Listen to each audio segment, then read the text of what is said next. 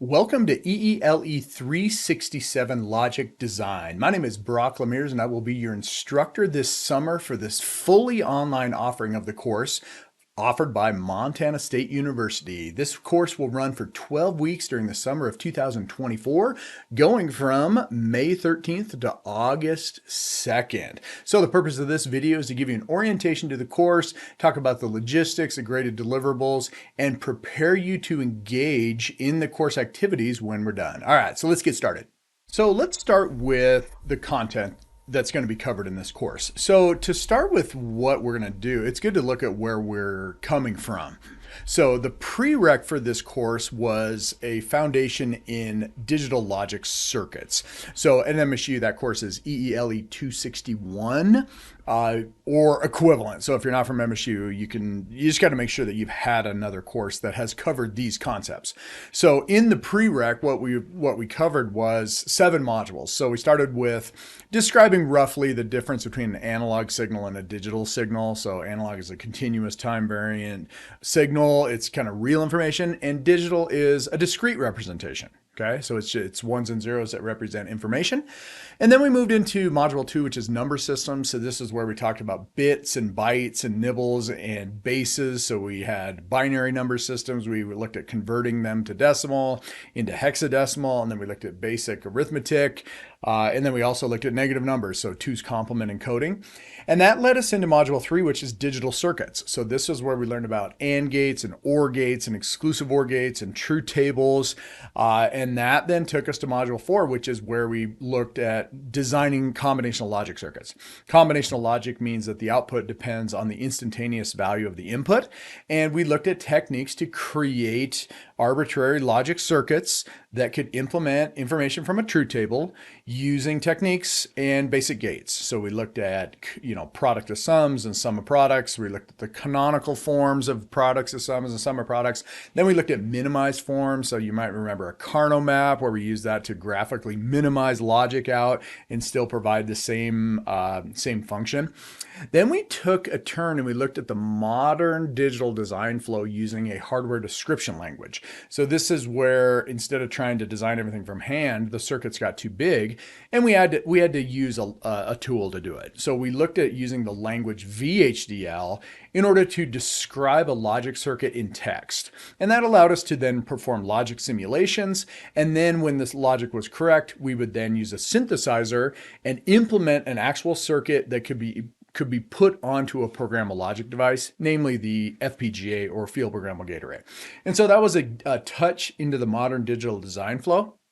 And then we looked at medium scale integrated circuit logic. Okay, so MSI logic. This was where the circuits were just a little bit bigger. So they were multiplexers, demultiplexers, decoders, encoders. And to design them, we said, let's just do it in VHDL. So we looked at how we could play around with describing these circuits with an HDL instead of actually doing it with K-maps. And that was fun. And then we wrapped it up with sequential logic. So we looked at D flip-flops and registers and finite state machines. And we built some by hand on a breadboard, and it was painful. And then we looked at using an FPGA to do it, and it wasn't as painful. Okay, but we didn't touch all the capability of VHDL. We only looked at the very basics of it to get us started doing essentially combinational logic design in using very simple constructs, and also maybe doing a finite state machine, but again, not using the full power of the language. Okay, so now we are ready to continue our coverage of logic design, which is to learn the building blocks of a computer, because that's where we're ultimately getting to. If you can build a computer, you can pretty much build anything else. So we are going to continue on with the same textbook, and we're going to start in module 8. We will cover the rest of the language, okay? VHDL part 2. So this is where we get into looking at sequential signal assignments using a process to trigger. We can model everything using a behavioral approach. And then we move into module 9 and we look at all the different techniques that we use. So we look at how you model registers and finite state machines and combinational logic using if-else statements and case statements. And we see the true power of VHDL. Module 10, we look at memory systems. So this is, RAM, read-write memory, and ROM memory. We then take a second and we actually go under the hood of programmable logic devices and we learn what's underneath an FPGA. Up until this point, we really haven't had the background to understand what's in it. And that's why you postpone this until module 11. Once you get to the point where you're like, okay, I know all the VHDL, I know what all these circuits are, you look inside of an FPGA and you go, wow, that is cool. So then moving to module 12, which is on arithmetic circuits. So we look at building adders and subtractors and implementations of multipliers and dividers, which don't go very far. And then we wrap it all up with this huge module on computers, and we build an entire computer system from scratch in VHDL. And your culminating experience in this class will be that project where you will finally understand everything that goes into a computer. All right, so let's take a look at the course. This is an online course. Everything comes from a learning management system or website called Brightspace. And so you start at ecat.montana.edu, log in with your NetID and password, and you're in. And so you're going to first you'll come to your landing page, and then over on the right, you'll see all the courses that you're in. And so you come over here, logic design. The way I do the Brightspace pages in the summer is I have an announcement that starts at the beginning of the week and goes away at the beginning or the end of the week.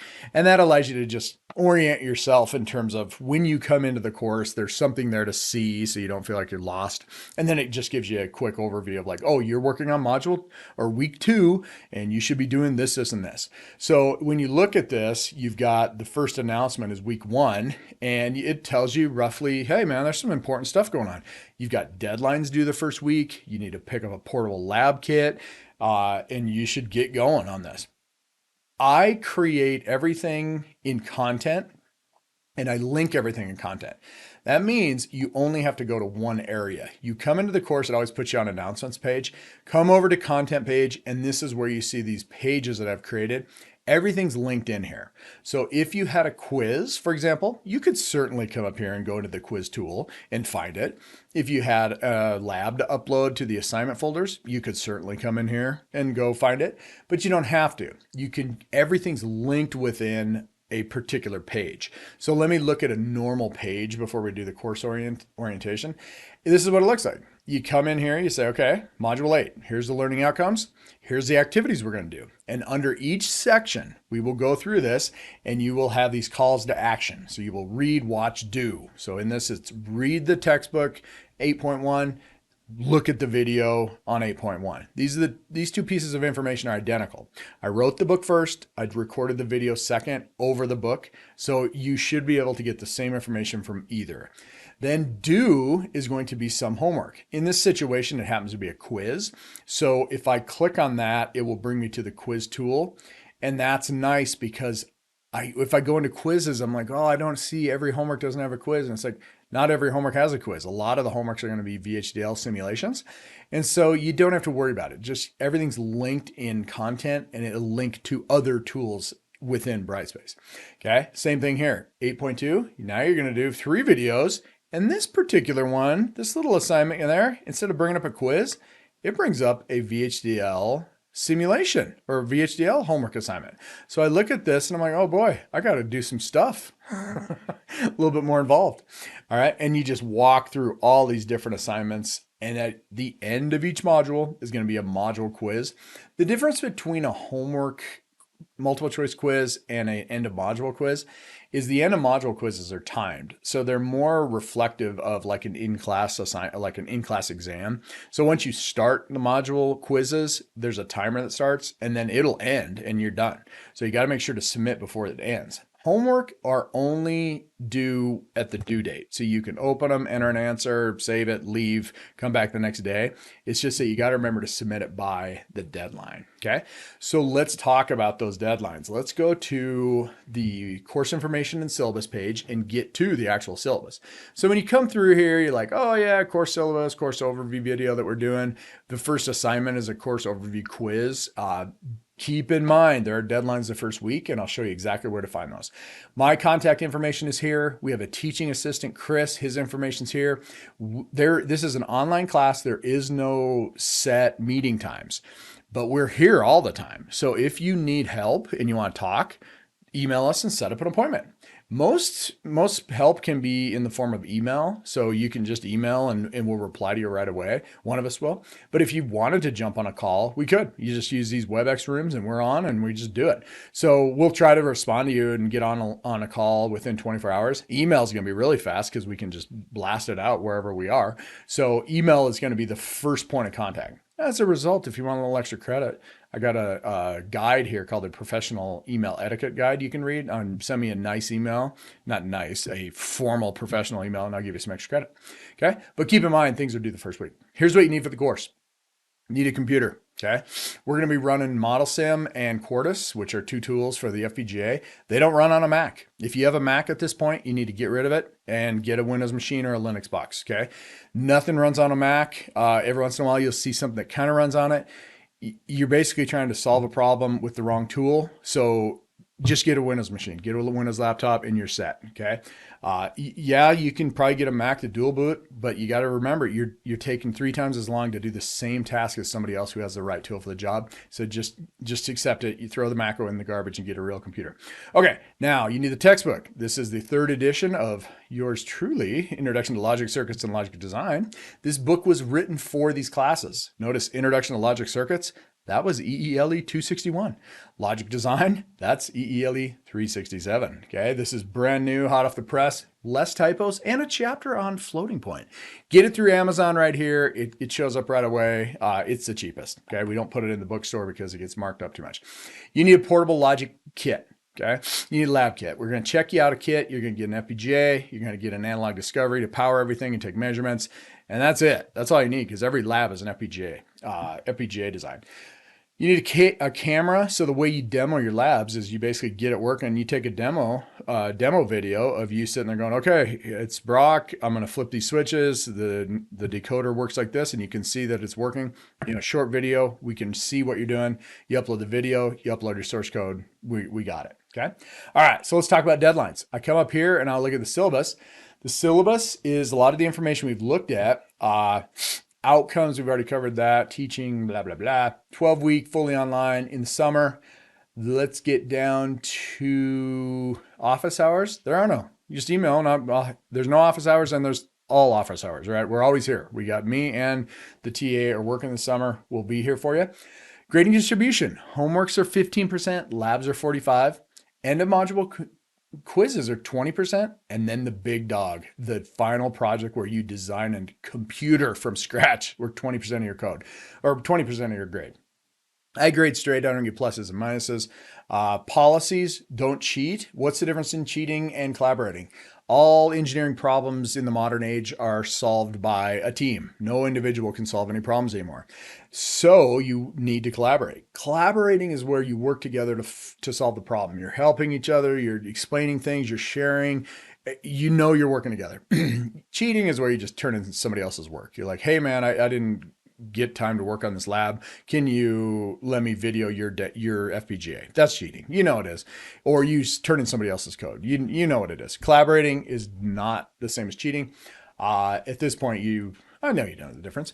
Here's the course components. You can read. You can watch a video. They're the same thing. If you'd like to read, read. If you like to watch videos, watch videos.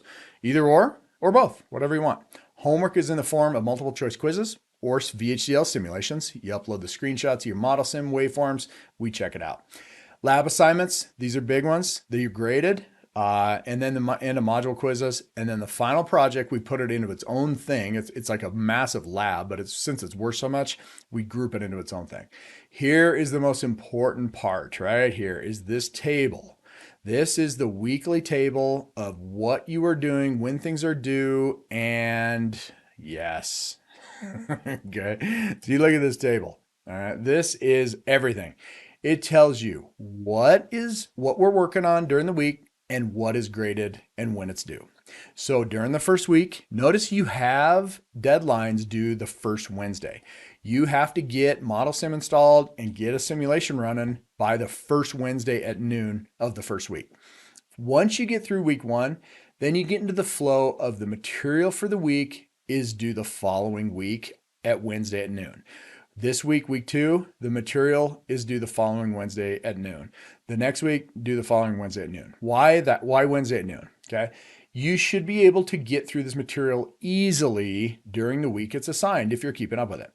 But if I had the deadline Friday at 5 o'clock, it's like you didn't get a chance to use the weekend. Maybe you're working and you want to do the weekend work. So we give you the weekend. So then you go, well, should we have the deadlines Monday at 8 a.m.? It's like, well, not really, because what if you couldn't get help from me and the TA on the weekend? What if we were traveling or something? So it's like you got to get some time the next week. So I'm like, well, it could be Monday at 5. There's no good time. So I just put it right in the middle of the week, Wednesday at noon. But you shouldn't work at the last minute.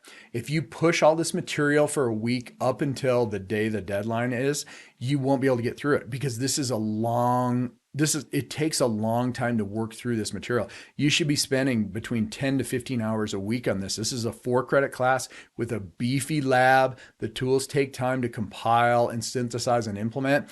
Don't wait till the last minute. We're not going to extend any deadlines. This summer class flies, and we can't allow you to fall behind. So if you fall too far behind because you're working behind, you just should drop the class and take it again another time. So make sure to work during the week that the material is assigned. Okay. All right. At this moment in time, you have everything that you need to start with the class. So I look forward to working with you this summer, and good luck.